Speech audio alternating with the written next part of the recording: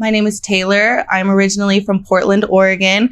I came to El Paso because of the military, and I'm now the founder and admin of Foodies of El Paso, Texas, and surrounding areas.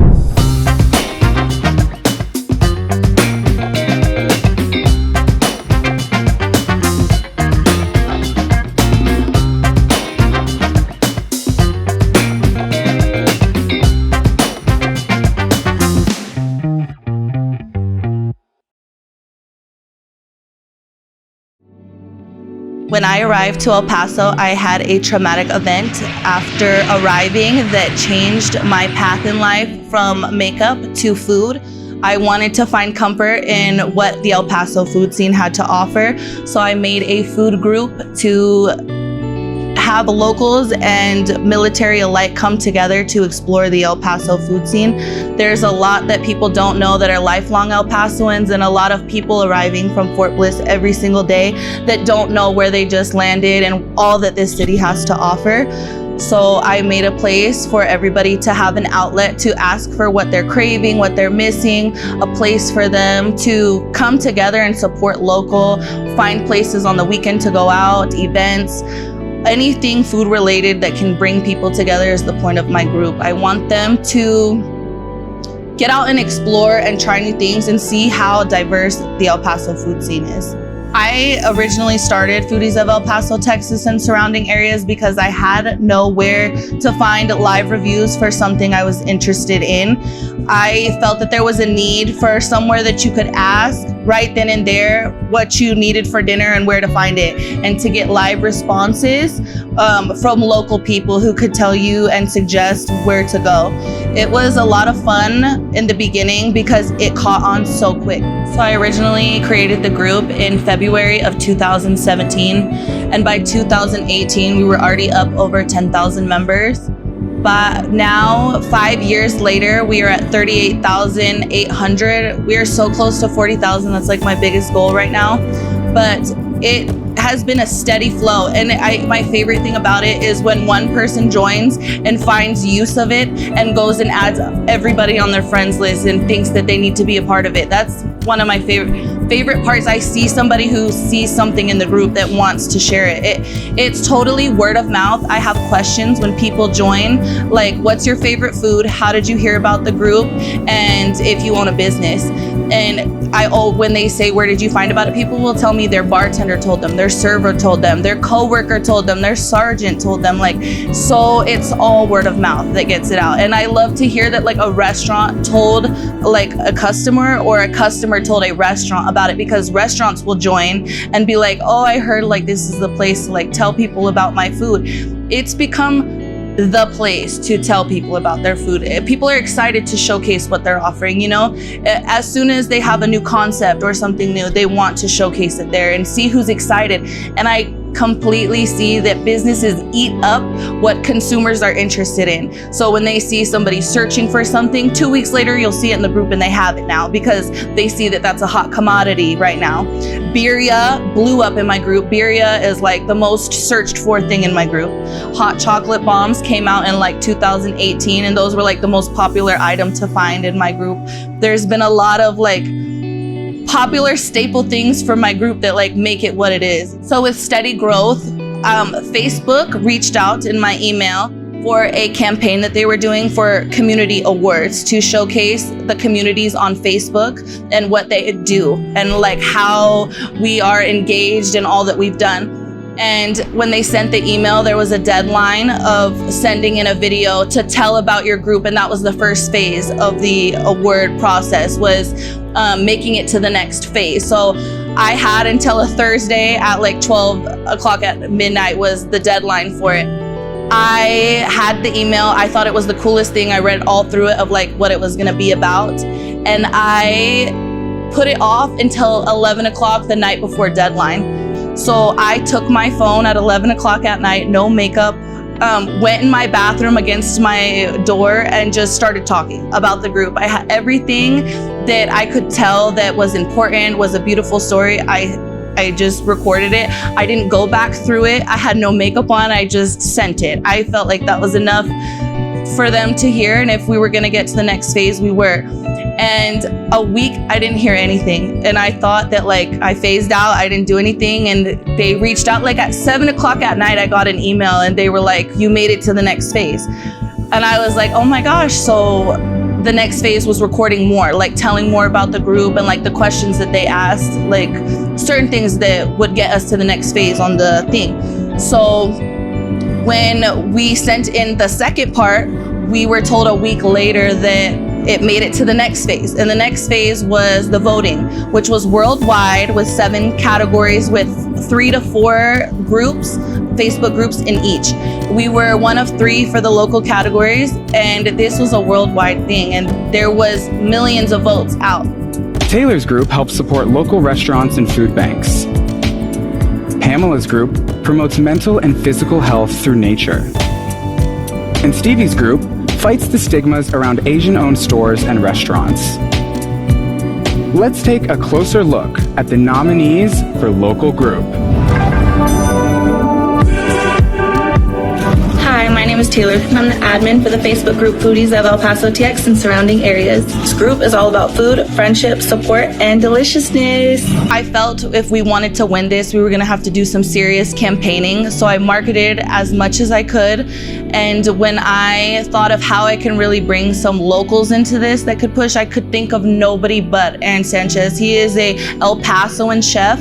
That is somebody I had to have a part of this. And I'm actually so grateful for him because I sent him an email telling him what I was doing and that if he could just make me a quick video to tell people to vote for our group. He, without response, just sent the video. Nothing else. He didn't say anything. He sent the video. And he wore his El Paso strong shirt. He was so ready to support. And he said, take local El Paso, and we did it. He really, I think he pushed us through it. I feel like everybody knew it was a big thing when he was around there. Hola familia de Foodies, it's Chef Aaron Sanchez, and don't forget to support your group and vote for Foodies of El Paso and the surrounding areas in the first ever Facebook Community Awards. Take local El Paso. So after the voting phase that was worldwide, we had to wait 7 days for the results, and we were all on pins and needles. There was an award ceremony through the Facebook app, and they went live to do the awards, so we tuned in to watch. And all of the categories came, and then it was time for the local, and I was just sitting there like I had no idea that my face was gonna spring up with the group. And he showcased all 3 of the groups, and then he said, okay, it's time. And as voted on by the people, the winner is Taylor of the Foodies of El Paso, Texas and surrounding areas group. Congratulations, Taylor. Foodies of El Paso, Texas popped up, and like I seen that members were watching it live too, like on the thing that they saw that we won, and I was jumping up and down. This was like, I feel like right in that moment I was so excited, but I quickly learned like I bit off more than I could chew. It was going to be so much more. This wasn't just the group anymore. Now it's time to showcase us. Like it was a worldwide thing. As soon as it went public, we had thousands of requests. Like everybody wanted to join the group because it won. So we were like, do we keep it private? Do we keep it public? We kept it original in El Paso. It's only about El Paso. So as soon as we found out that we were the winners of the local category and that we had a reward for $50,000 in community funding to use, immediately I decided getting the vendors in one place was going to be something that we had to do. So I started looking for venues. So we settled on Borderland Steakhouse, and next was getting the vendors to be a part of this. We have a lot of vendors in the group who showcase their food often and have been posting for years now what they offer. And I reached out to them and made sure that they were a part of this group. Being so far away in Ohio, trying to plan this event was a lot of pressure, a lot of sleepless nights, really hard, and a lot of nervousness and anxiety of all the 100 ways it can go wrong. It was amazing to have that kind of nervousness and to go to an event that you created and see that there was no hitches involved. Everything happened how it should, and everybody came together and did what they needed to do. Everybody planned just as hard as I did. All these businesses were ready and excited to show up and showcase themselves, and all of them did just that. They brought their best items, their most popular items. A lot of them are from the group's most popular searches. The Birria Culiacan, they are one of our most famous people in the group. They're always posting their delicious birria. And when people heard that they were going to be a part of it after winning Best New Restaurant of 21 in El Paso, I was really excited to showcase them there. Hot chocolate bombs by Oli Sweets that we showcased had to be there because hot chocolate bombs were a huge phase in the group. They could make them 1,000 ways and they're all so pretty.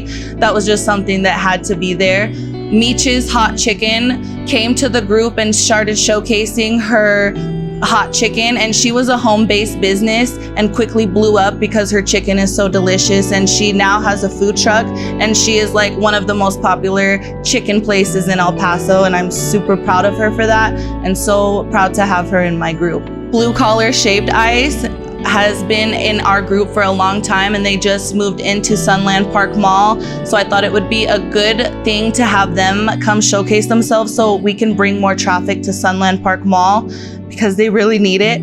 We cannot forget about Craze. Craze Lemonade is like my biggest love in El Paso. I met them at the Taste of El Paso at their little cart, and he gave me a cucumber lemonade with a tahini rim.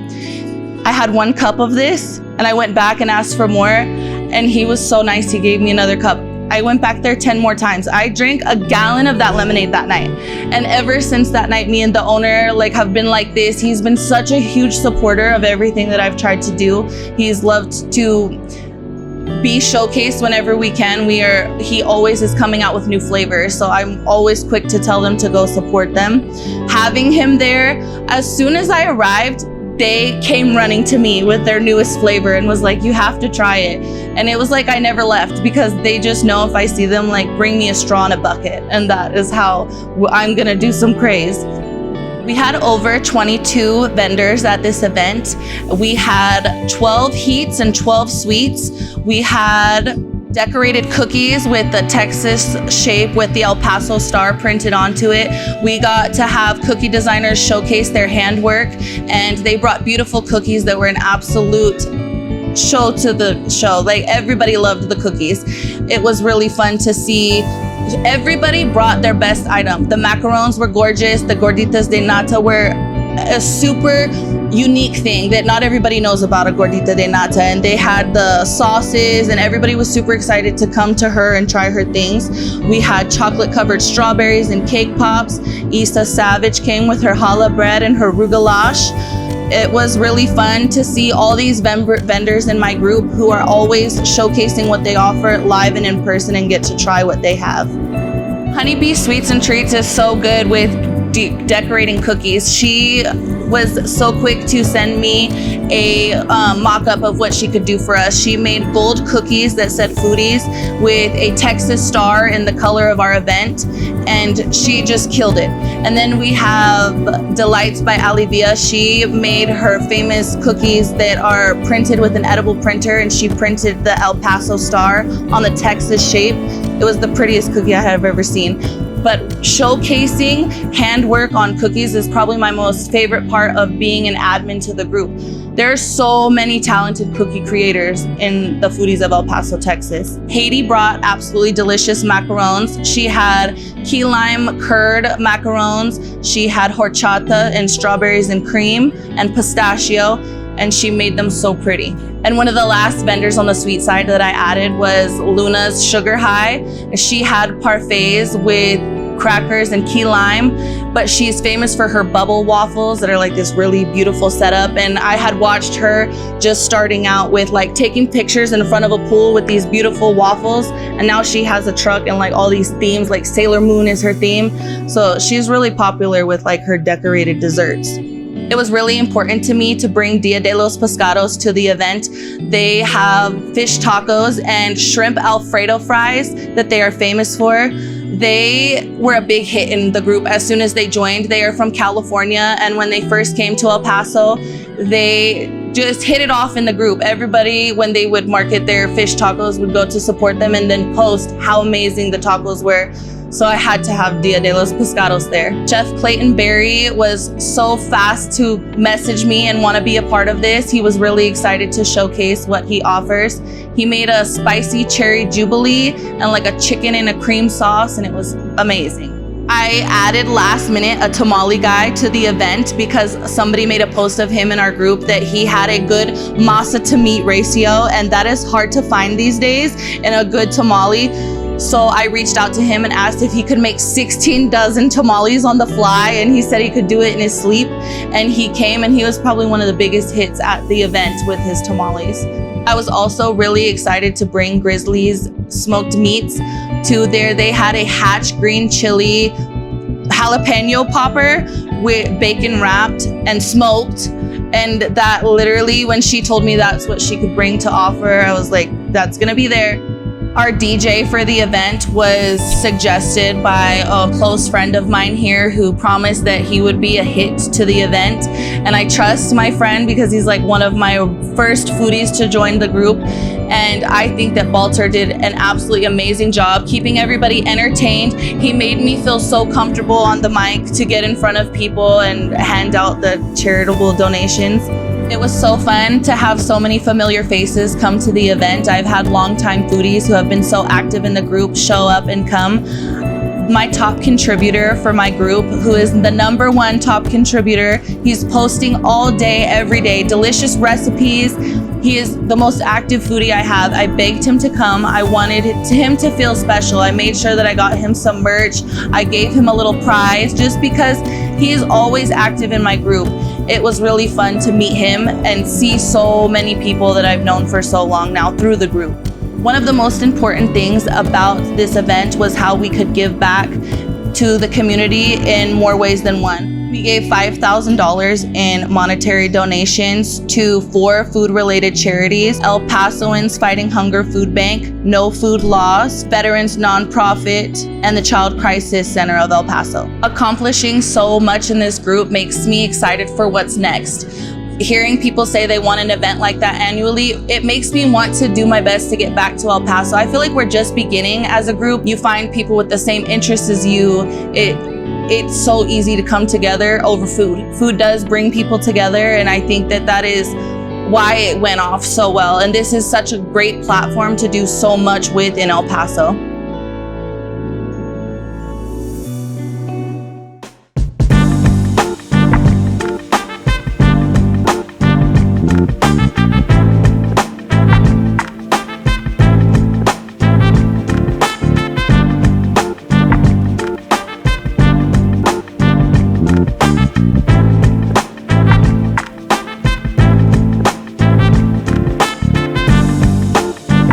I just wanted to thank everybody who came to be a part of it, who helped make this thing happen, who was ready to come show up and show out. I can't possibly name all of you and name all the amazing things about you guys, but I just wanted to thank you for being there and coming to be a part of Sweet Heat.